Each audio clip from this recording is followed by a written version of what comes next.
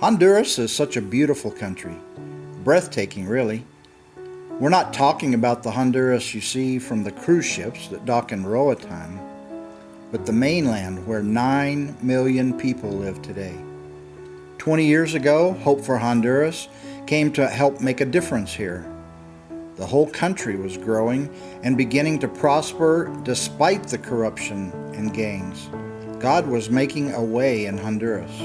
Then, like the rest of the world, Honduras was closed by a pandemic that would change the course of their country forever. COVID-19 stopped everything. The jobs, the buses, the taxis and businesses, the schools and churches. Everyone, rich and poor, was locked down completely. Unlike the United States, during a national emergency in Honduras, everyone's personal rights are suspended. We must do what we're told. The military police keep things in order and everyone is quarantined in their houses. Masks are required 24/7 for everyone, no exceptions. God, you haven't changed our calling to this country. You brought us here for them to know you through hope. We can't do our programs now. How in the world are we supposed to help them? But God is faithful in the middle of everything, if you look for Him.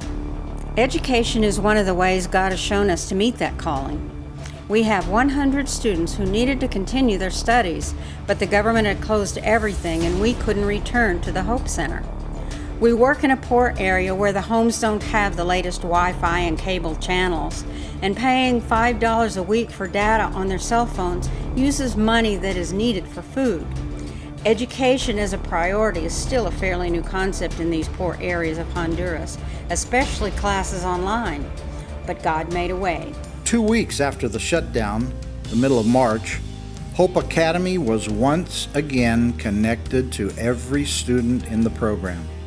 It seems that no matter how poor you are, the cell phone companies have a program that you can afford, and everyone has a cell phone in Honduras, even in Magote. If a student's family cannot pay for the data needed to receive classes online, Hope transfers minutes each week to the ones who need it. Each student has set up a place in their home as a study area. They have to get up, get dressed, brush their teeth, and be at their desk Monday through Friday at the same hour. Some do have computers, but most receive their classes on their cell phones.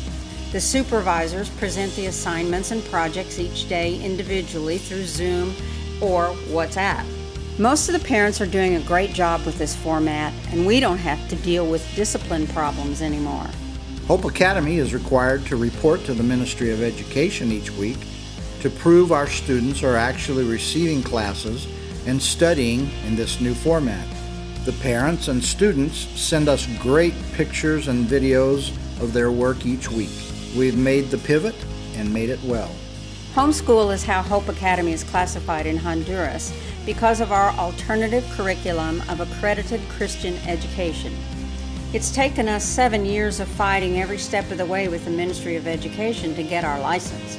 But because of COVID-19, the government is pushing homeschool now as their first option.